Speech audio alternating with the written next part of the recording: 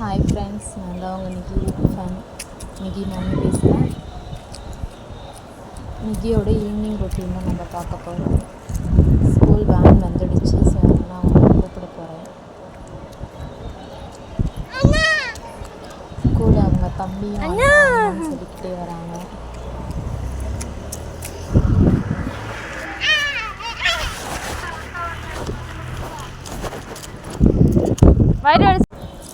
வீட்டுக்கு கொஞ்சம் தூரம் நடக்கணும். வீட்டுக்கு நடந்து போயிட்டுருக்கோம். 2 பேரும் ஜாலியாக நடந்து வந்துட்டுருக்காங்க.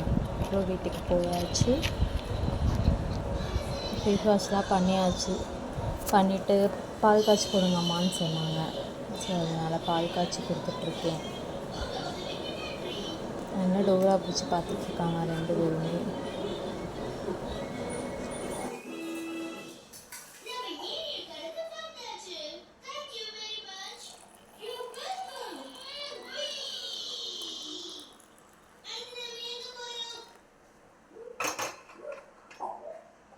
வீட்டுக்கு வந்துட சேட்டை தாங்க முடியாது. 2 பேரோட சேட்டையும் செம்ம வார்த்தனை பண்ணுவாங்க.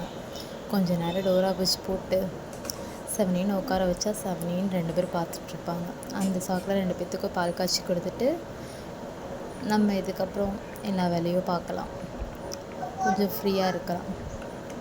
பால் காய்ச்சி கொடுத்துட்டோன்னா 2 பேரும் சைலண்ட்டாக இருப்பாங்க. அவங்கவுங்க வேலையை அவங்கவுங்க பார்த்துட்டு சைலண்ட்டாக இருப்பாங்க.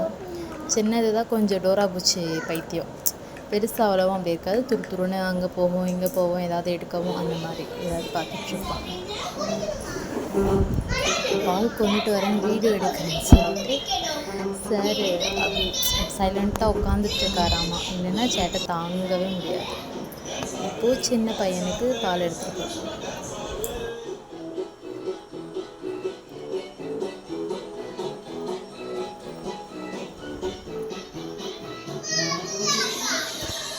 Okay, bye guys. அடுத்த வீடியோவில் பார்க்கலாம்.